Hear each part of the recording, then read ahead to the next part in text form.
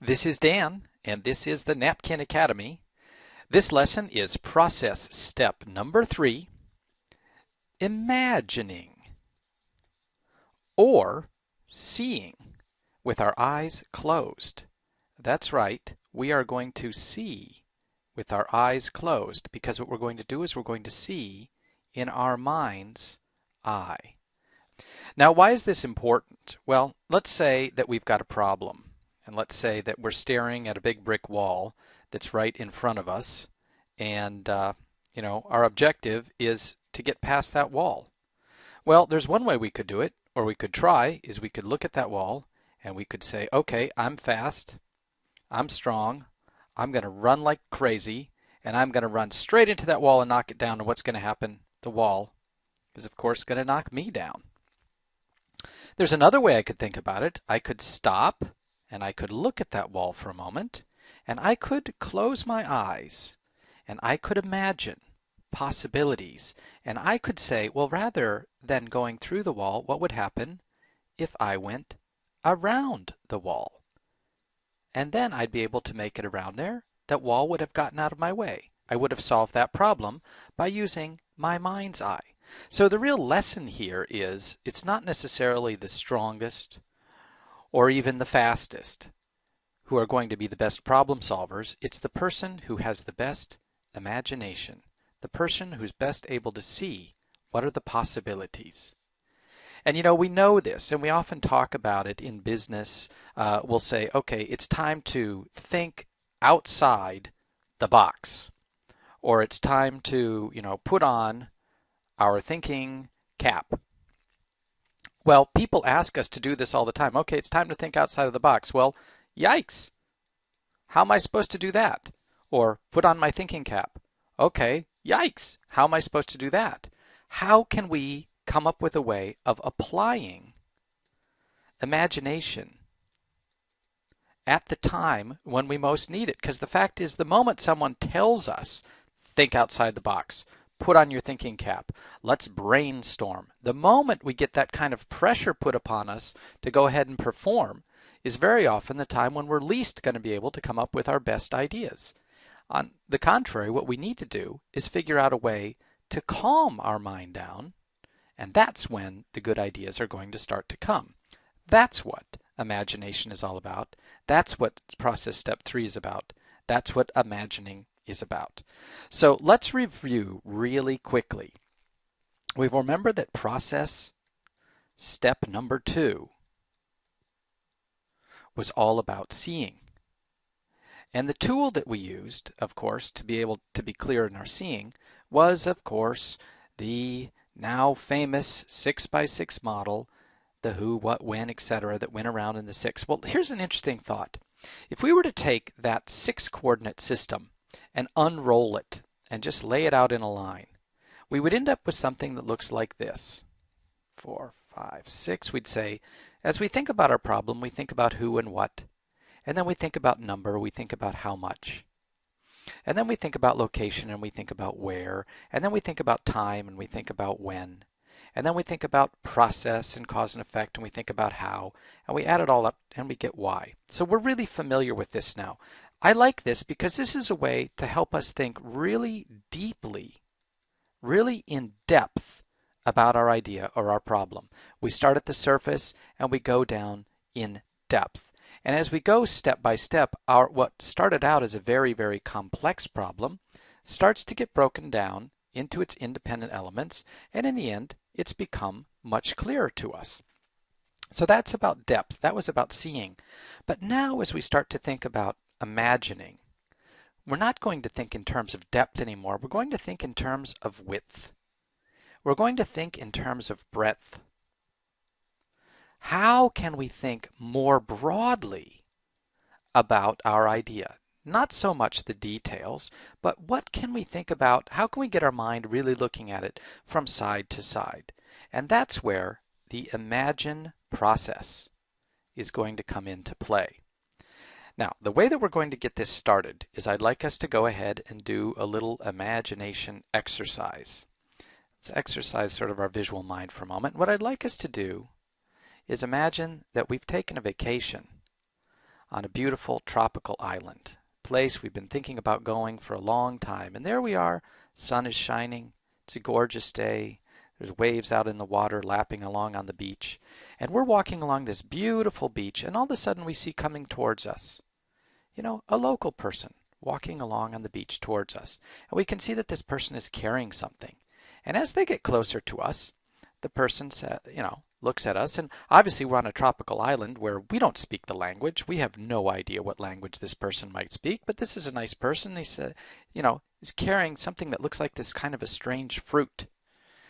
And the person, they can't talk to us because we don't have the same language, but indicates that we ought to go ahead and, here, try a bite of this fruit. So we go ahead and we take a little taste of that thing, and we say, that's really good. Well, what we'd like to do now is to thank this person for having shared with us this really interesting local fruit that we've never tried before, but it's really good. We want to share with this person our favorite fruit. We want to share with them what it is to think about an apple. But here's the problem. We have no common language. We're back on vacation in this crazy place. Nobody speaks our language, and we have no apple around. So we're going to have to use pictures to try to explain it. And that's not so difficult because you know what? We could just pick up this stick that's lying there on the beach, this piece of driftwood, and we could just start drawing on the beach. So let's go ahead and do that. Let's explain an apple using our imagination to someone who has never seen an apple before and to whom we have no common spoken language.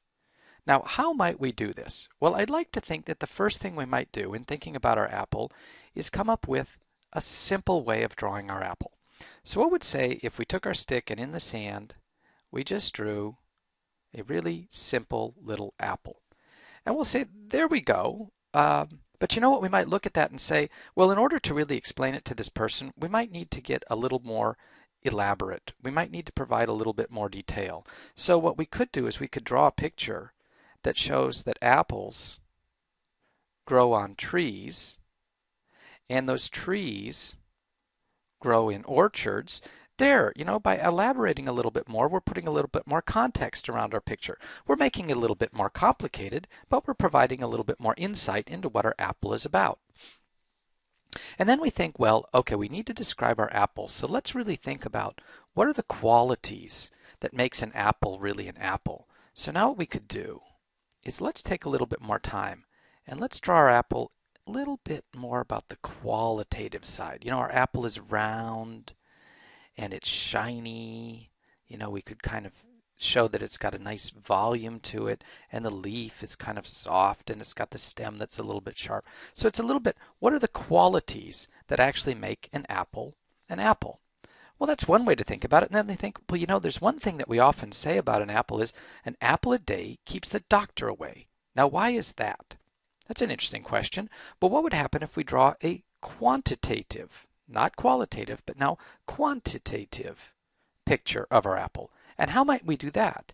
Well, we could draw a picture that shows why an apple is so good for our health, because what we could do is we could show the percent recommended daily allowance of various vitamins, let's say vitamin C, vitamin A, and maybe malic acid that are provided by an apple.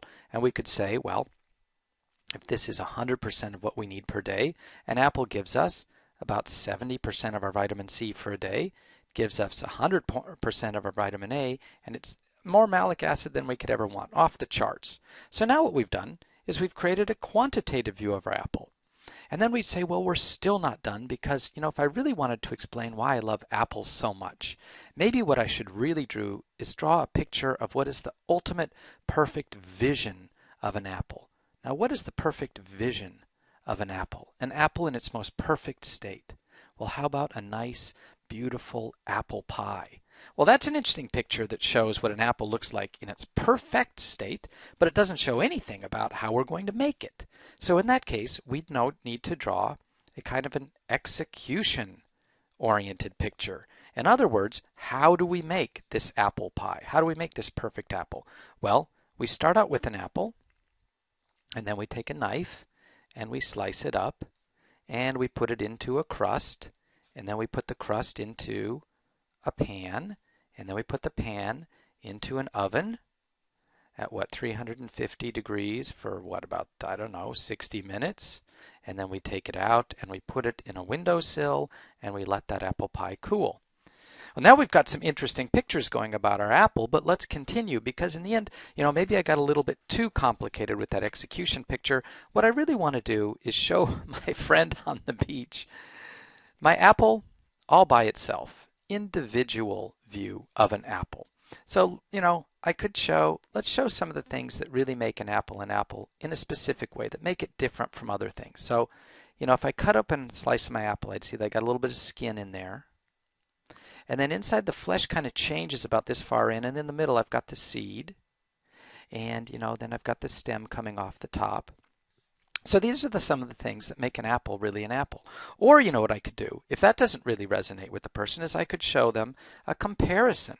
What would happen if I compared my apple to some other fruits that this person might be familiar with? So here's the weird purple fruit that they gave me in the beginning. And let's say here's a banana. I saw some bananas around on the island not too long ago. Oh, and maybe I could compare it to, say, a pineapple, something that the local may have known. And there I've got a nice comparison. How does my apple compare to other things? And then there's another way. I could say, well, I know what my apple looks like now. How might my apple look like when it's different? And what I mean by that is, maybe now my apple looks just the way we started. It looks just like this. But if I were to change things, if I were to look at it differently, maybe in a future state, my apple's going to look something like this. Completely different. Now look what we've just done. It took a couple of minutes to do it, and it took a lot of imagination, but what we've done is we've just created, let's count them, 1, 2, 3, 4, 5, 6, 7, 8, 9 completely different views of our apple. And what we did is we started with the same idea, the same word. We started with apple, and without even needing to open our eyes and look at an apple, we were able to go by asking ourselves a simple series of questions and come up with 9 different ways of thinking about it. That is our imagination in action. And what we've just seen is a tool that I call the SQVID. That's right, the SQVID. So named because of the 5 letters that make up the 5 words that make up the 5 questions we ask ourselves to completely activate all sides of our imagination. S. Do I want to show a simple version of my idea? Or do I want to show an elaborate version of my idea?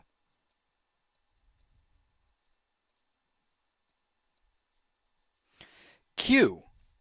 For quality. Do I want to show a simple qualitative view of my idea? Or do I want to show a quantitative, numeric view of my idea? Vision. Do I want to show where we could be going? What's our ultimate destination? Or do I want to show the steps that we have to take to get there?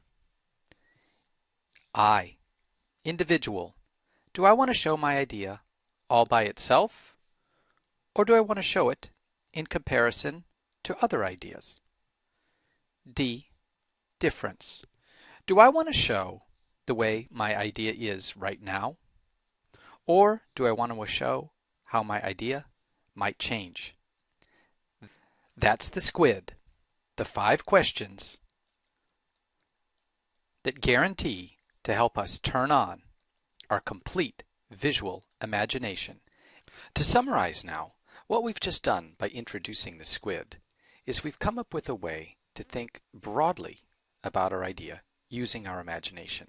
Now what I'd like you to do, that's right, I'd like you now to have an opportunity to really exercise your imagination. So what I'm going to do over the remaining lessons related to the SQVID is I'm going to ask you to pick one of 3 objects.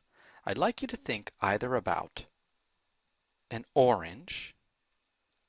I'd like you to think about a computer, or I'd like you to think about a car. What I want you to do now, just for a moment, is pick one of these three, and that is going to be the thing that we are going to use as we go through all the remaining practice steps of the SQUID over the next 5 lessons. So pick the one that's most interesting to you to try to describe.